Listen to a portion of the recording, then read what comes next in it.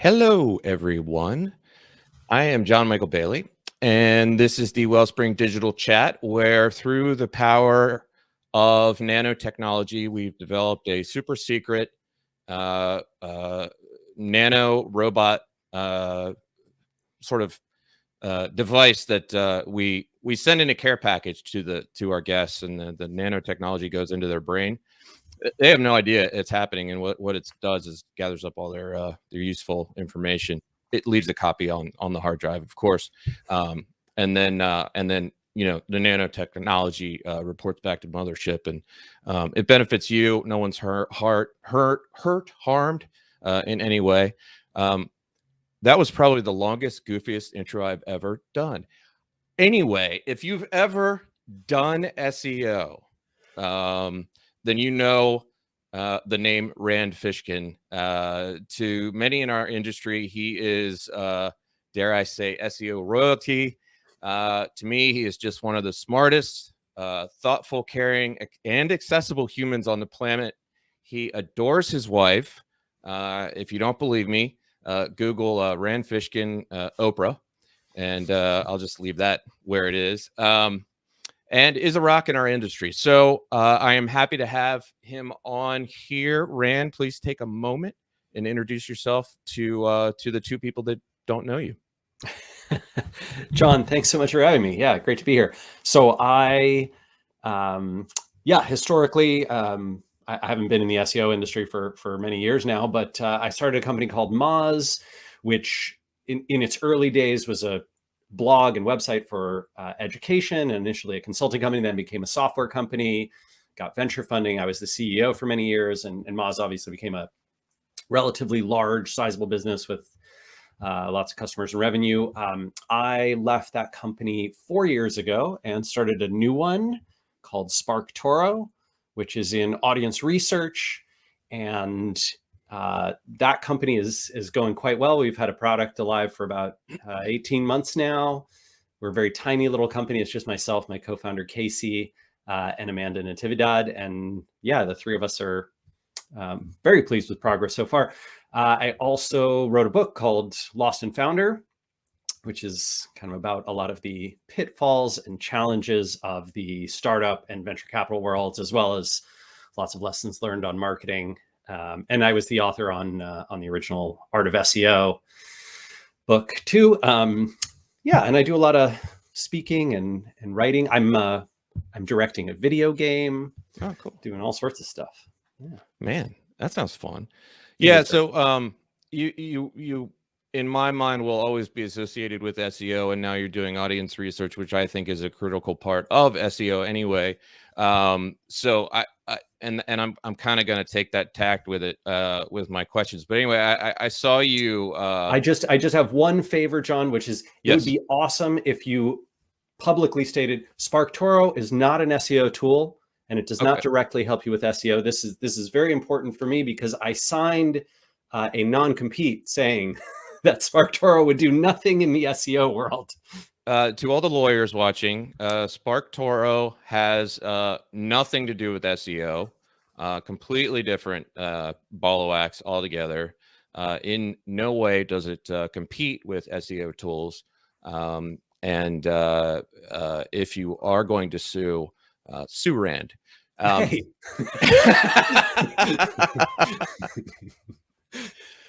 So I saw you keynote at a digital summit. I think this was like 2017, and you were wearing what I'll describe as a phenomenal hat at the time.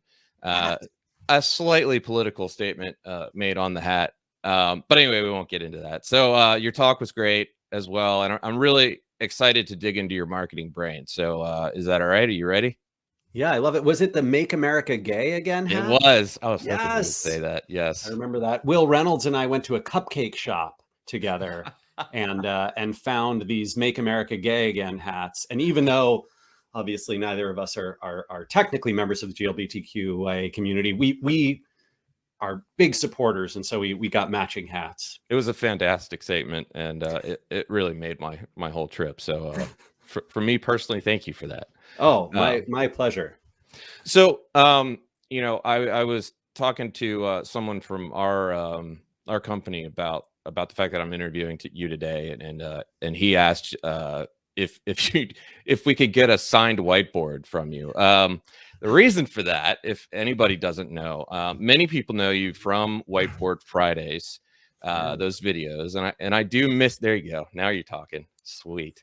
And I do miss you in those videos for sure. I want to start.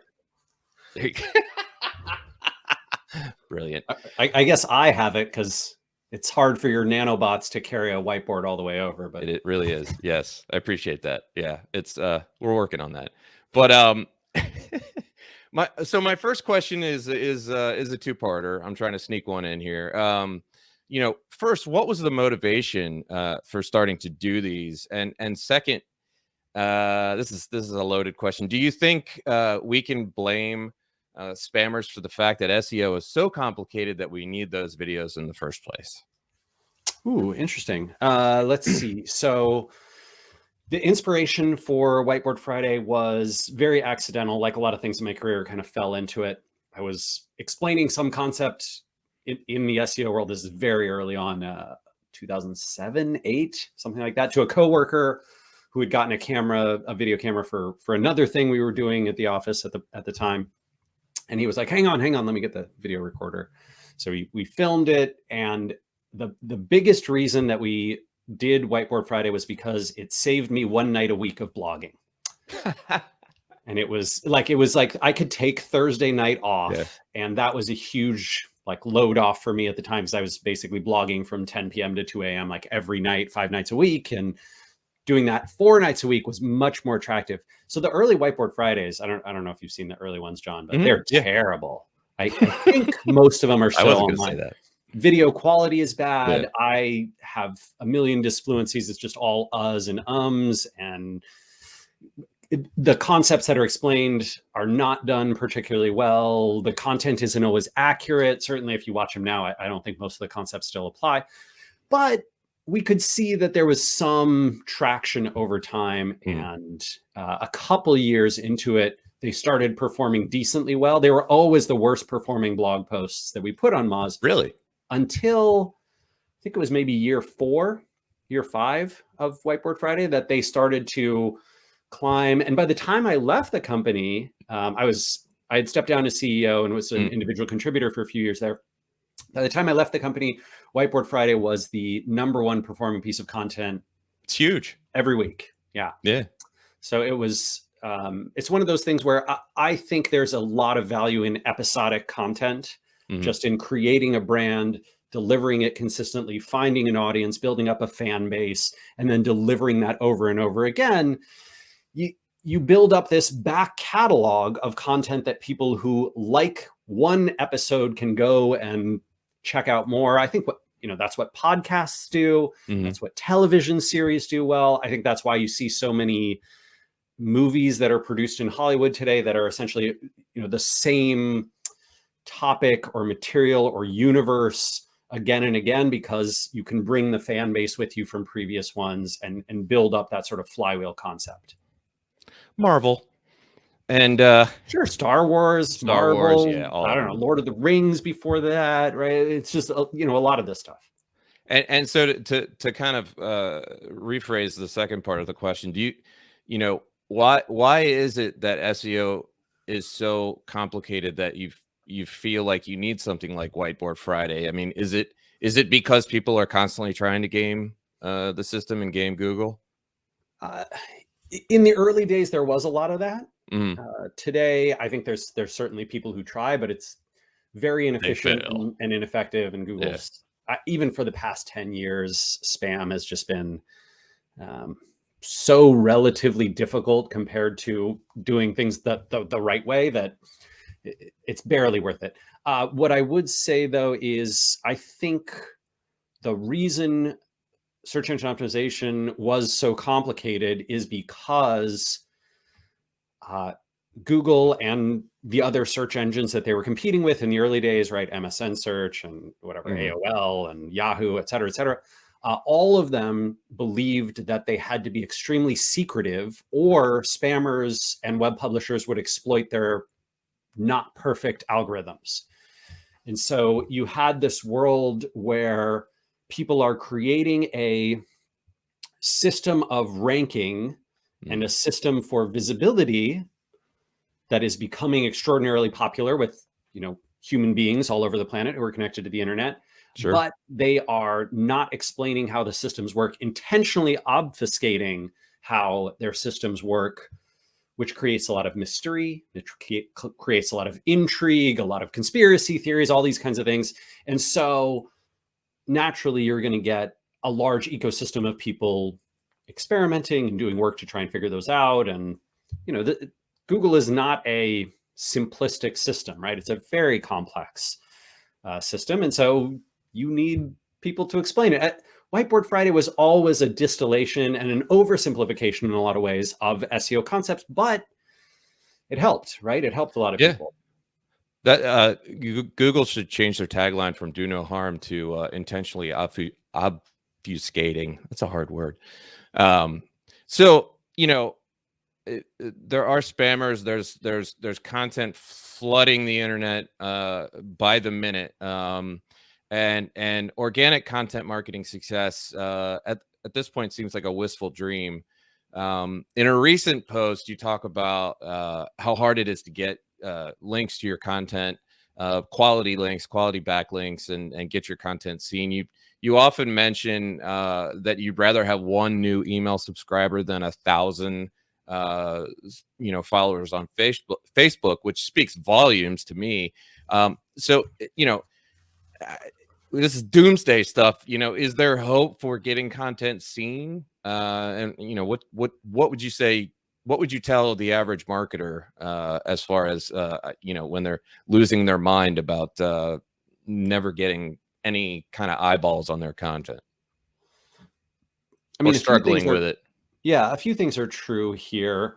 I don't think this is a doomsday scenario, but I think that if you are relying on the fact that I created good, unique content just like it was 2009, 2010, and why am I not getting traffic from Facebook and Twitter and LinkedIn and Reddit and Google News and YouTube like I used to?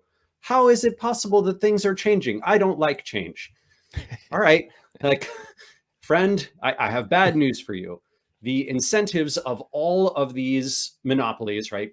Google and Facebook and all the other players, Amazon, their goal is to do two things, right? One, to stop sending you traffic and start keeping traffic for themselves in every scenario that they possibly can.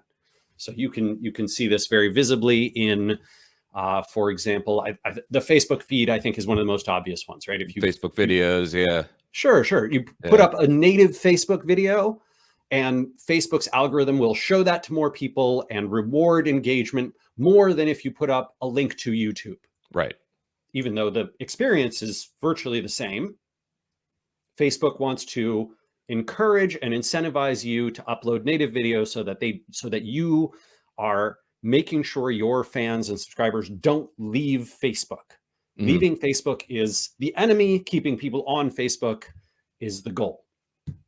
Google is the same way, right? Once Google essentially achieved 95% plus market share in every country around the world except China, and Korea, then what's happening, right? Now Google's growth, they have to show Wall Street growth, right? So in order to get growth, they can no longer get that growth from more people. The planet's, internet population isn't growing fast enough for them.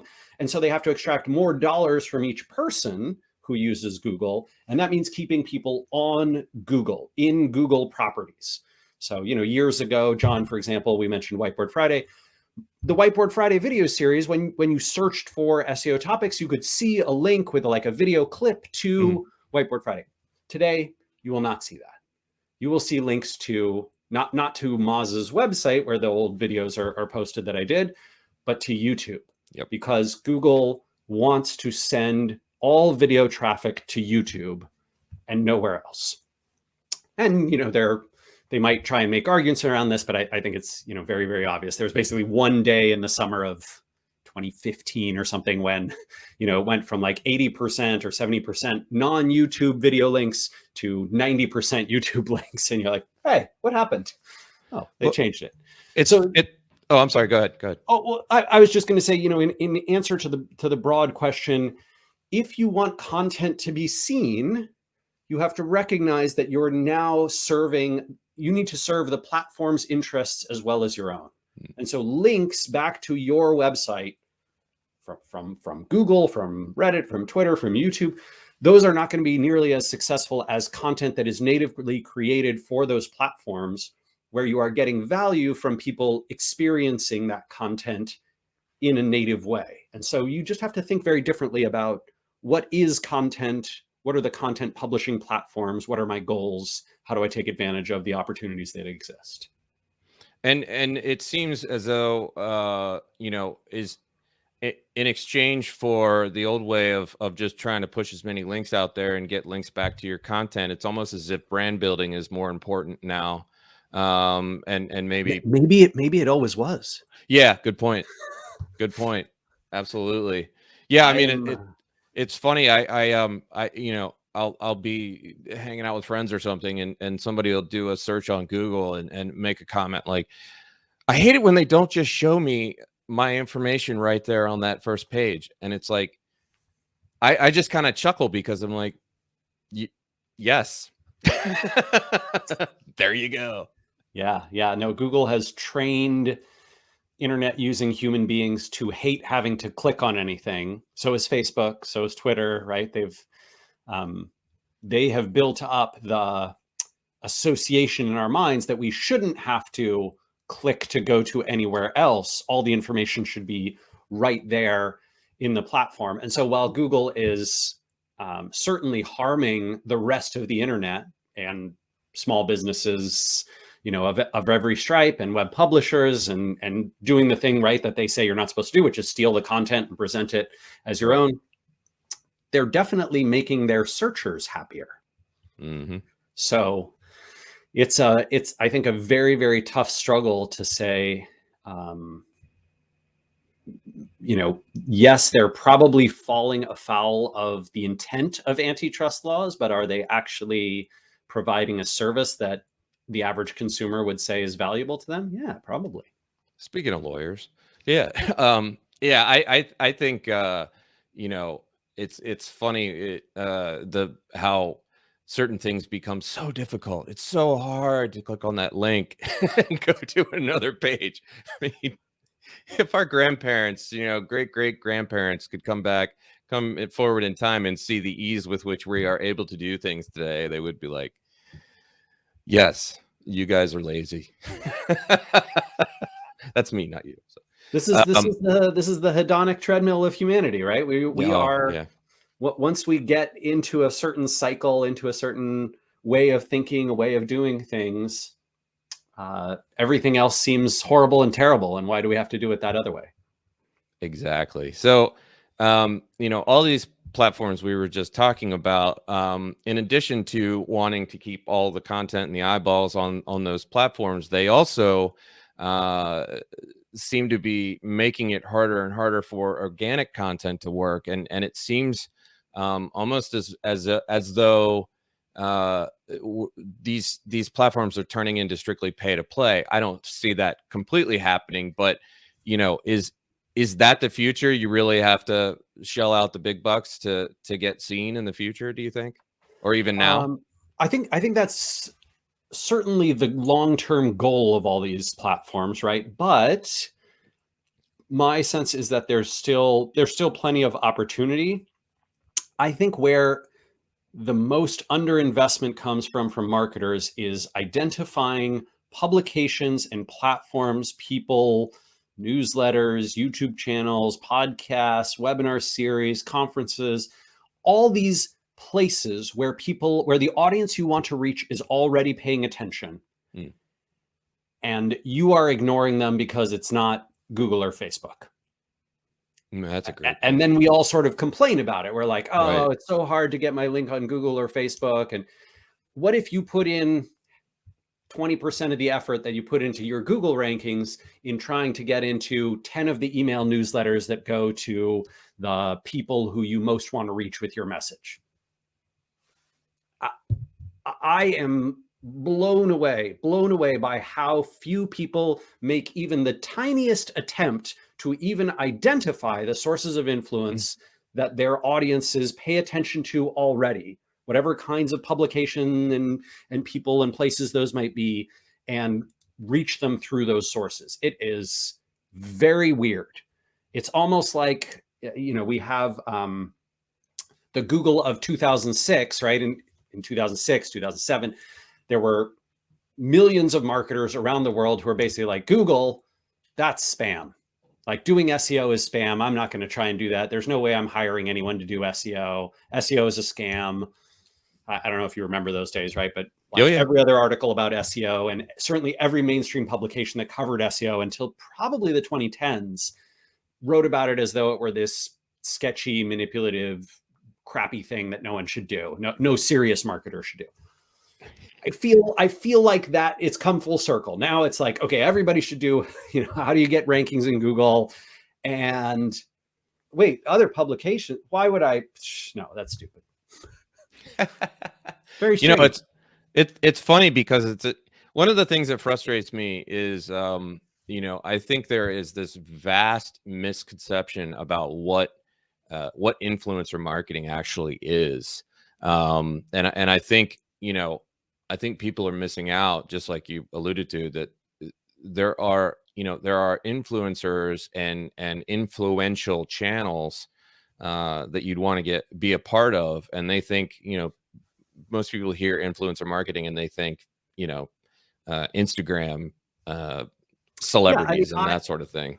I have sort of decided that I'm not going to try and change existing language. Like, people think influencer marketing is pay half naked people on Instagram and YouTube and TikTok to post with their products. And like, great, you go find that shirtless guy on a beach who does a bunch of push-ups and have him promote your product. That's influencer marketing. Fine.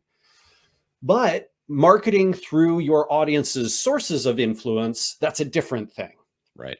And that is a very powerful tactic, right? That for years, PR and advertising worlds have depended on and relied on, and is still extremely effective. No doubt about it, right? The value of, I think the absolute best marketing that you can do is to go and find, if you are a restaurant in Seattle and you want to get lots and lots of business, having the Eater's Best of 2022 list set, put you in the top 10 spots of Seattle restaurants is worth way more than every single Google keyword you could possibly rank for. Absolutely.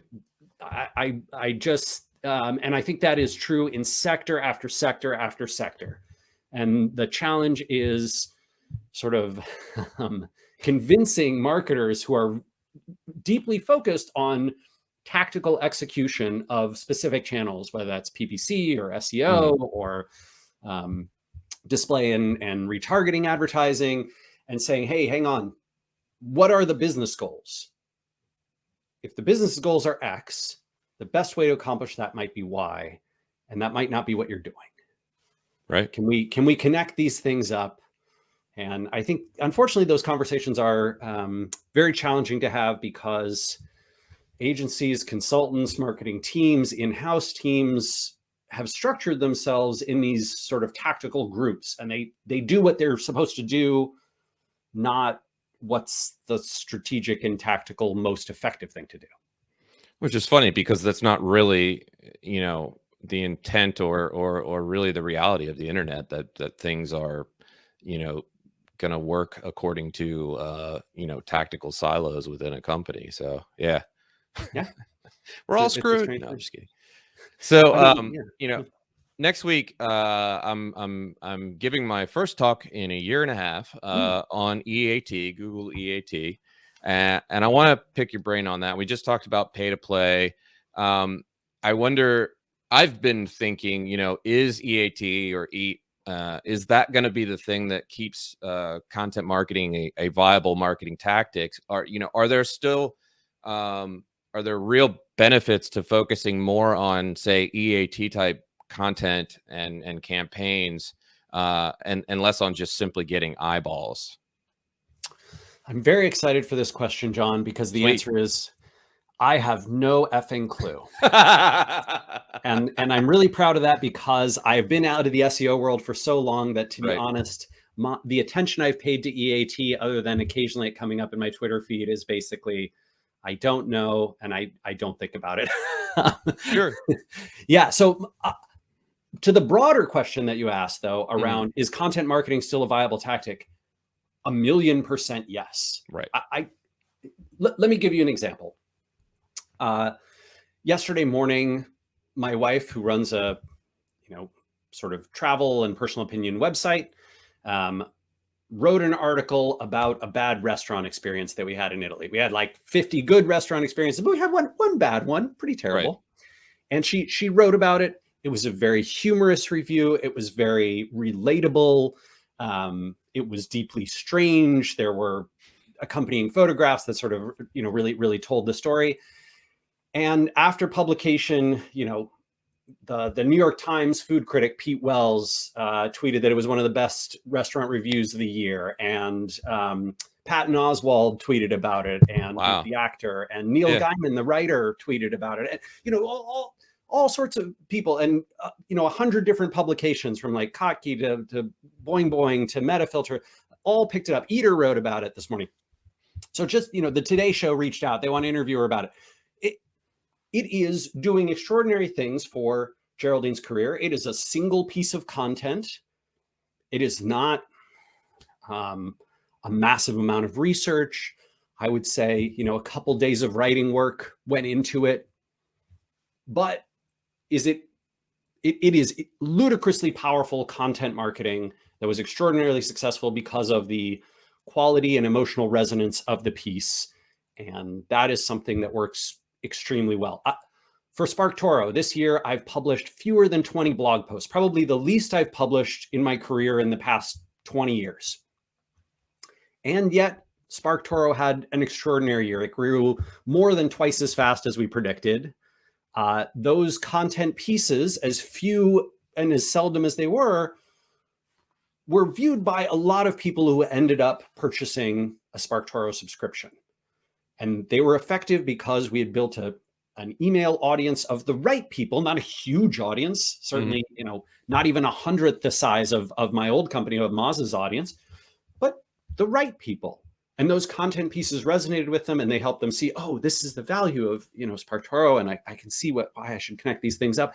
So I think content marketing and content overall is an incredibly powerful thing that many, many people can invest in all sorts of ways, from whether you're producing, TikTok videos, or you're writing blog posts about bad restaurants, or you are filming, interviews with, bearded weirdos in Seattle. It is an effective strategy. It's just that the distribution methodology has changed, and the way that you value and invest in the metrics and the tactics probably needs to evolve too. Yeah, I mean, that's really the kind of the underlying theme of my question, which is, stop obsessing over vanity metrics and eyeballs, and start being real, and start being more human, and start producing quality content that people want to read. I think that's the trick. That's one of the tricks, at least in my opinion. Yeah. I always worry when the advice boils down to, produce high quality or quality content. I don't want to say that like the content that has been successful for us, or this content that was successful for Geraldine, or content that's been successful for anyone, is not high quality. I just don't think it's the quality of the content that predicts its success. I think you can point to millions of pieces of higher quality content that has been less successful. And so I think the correlation, right? If you were to independently grade and rank, millions of pieces of content in their quality, and then you were to look at their degree to which they successfully accomplished their strategic and tactical goals, you would find a very low correlation. I don't think quality is the thing that predicts success. I do think there's, and I agree. I think quality is probably the wrong word that yeah, I'm maybe trying to say here. yeah, I think that there's a few things that really work very well in the content realms, and they are tied to, they are not universal. They are tied to those business and metrics goals, right? So if your goal is, I want people to know about my brand, producing native content on the platforms that exposes people to your brand is vastly better than publishing high quality research and interactive graphs on your website that require people to link from those places, right? That can get people to your site, but it is not a great way to get raw eyeballs who start to see and make associations with the brand.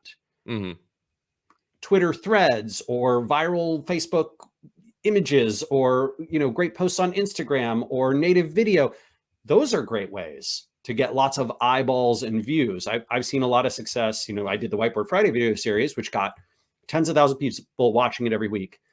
But actually, I tell you what's shocking is I can put a 2-minute long, 90-second long video on Twitter of me doing some task in SparkToro. And Twitter, of course, is maligned by many marketers as like, oh, you can't get traffic from Twitter, and there's some blah blah blah. I throw all that out, right? Because I see the stats, and it's like 8,000 or 9,000 people watch a 90-second Twitter video of just me at a screen performing a marketing task. Which is, I couldn't ask for better branding. Right. It's relatable, and it's helpful, and it's native format, and it's visual content, and it's sort of interesting. It creates curiosity, like, oh, what's he doing? I can see it start to play, but the sound is okay. I got to turn on the sound and see what's going on. And it's short enough that it engages. It's relatable, right? It relates to something that I also do. Oh yeah, I do need to figure out what's the best tool to figure out competitive traffic these days. Alexa went away, and a whole bunch of them are oh, okay, what's this similar web thing? Oh, you can see it for free. Oh, cool. Like whatever it is. That sort of stuff, I think is where you have to play the game. And it's not the same for everyone. If you're selling a CPG challenger brand, product, totally different than if you're selling B2B accounting software. And it's totally different if your B2B accounting software is already well known in your space and you're trying to improve conversion rate, and that's your goal, versus nobody knows about your B2B accounting software yet. And so you just have to create brand awareness. Like, it's all got to tie together, right? I think this is the problem, more so than one person's content is high quality and another person's content is low quality. Sure. And I don't mean to suggest that a quality written piece is always going to perform well. What I'm really trying to say is and not very well, is that I really think that it has to resonate with your audience, and it has to they have to feel like they've gotten something out of it. And you can do that by focusing on some of the sort of tenets of EAT or EAT, but it's not the end all be all. So I think it's so many nuances. It's almost impossible to kind of say, you need to do this. And anybody that's telling you need to do this, take it with a grain of salt. It's tough. It's tough that the answer in our field is always, it depends, right? Exactly. That's the best answer. But I think it's very frustrating because, especially historically, like, I'm as guilty of this as anyone, basically saying, oh, well, if you follow, sort of these rules, then your content will rank in Google, and, and that's the ultimate marketing goal. And hey, I was, absolutely espousing that for a decade plus. So sorry about that. Yeah. Well, no, the game has changed. Absolutely. Yeah, the game has changed. Speaking of game changing, the iOS privacy updates seem to be giving a lot of marketers a lot of sleepless nights. We're sort of careening towards the end of the cookie era, if we haven't already reached it. How do you see privacy updates on major platforms affecting things like PPC, SEO, marketing automation? I mean, this is a question that I seem to not be able to get an answer to, but do you think HubSpot is going to have to rethink their platform, and all the other marketing automation platforms. So they're going to have to rethink things moving forward, or is that just sort of an unfair way of characterizing the issue? Yeah, well, so remember, first-party cookies are not going away.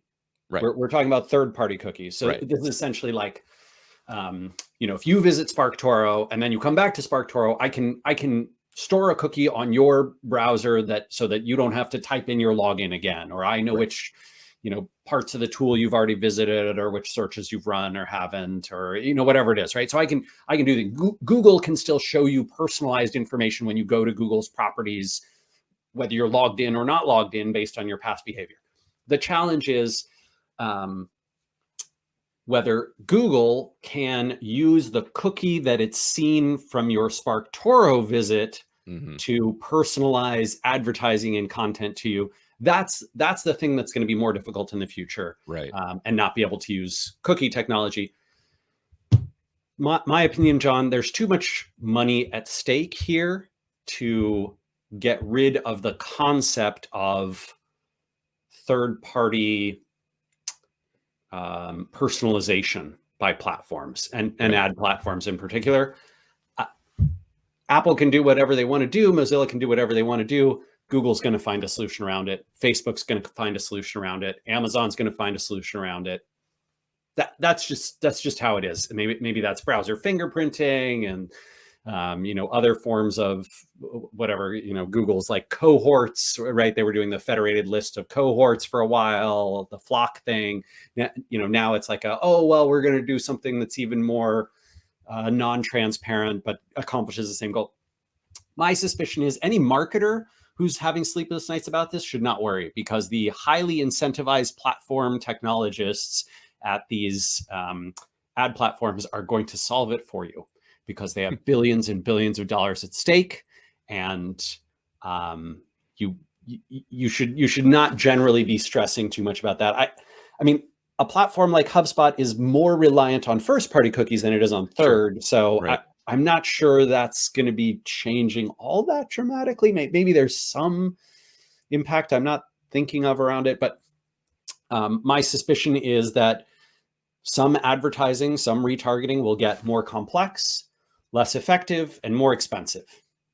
And will people stop doing it? No, they will not. Because the beautiful thing about advertising, about retargeting, is Google can basically, Facebook too, right? They can basically say, throw millions of dollars at us every month, and we will show you, no matter how relatively accurate or not, that we were responsible for all the conversions that you got. Right. And that's what CMOs like to be able to bring to their boards of directors. Right. Yeah, it's funny. It's like I'm not losing any sleep over it. I agree with you 100%. Whenever there is this much money involved in something, radical change is not around the corner. I mean, look at what social media was supposed to save us from advertising, and did that work? No, not at all. I don't even remember that promise, but that's I heard I'm sure it a few they made times. that line at some point. Yeah. Oh, it's just great. It's just great. Well, it's funny to think that I long for the days of billboards and radio ads over my feed being interrupted by these ads that seem to sort of know me for sort of sketchy products. They're watching. Well, they are. They're always watching. Well, Rand, thank you so much for doing this. There's so much valuable stuff in here. My pleasure, John. Thank you for having me. I'm very much excited to get this out to the world, because I think you've said some things that people need to hear. Well, thank you so much. Very kind. So thank you so much, and that's it, ladies and gentlemen. Take care, gang.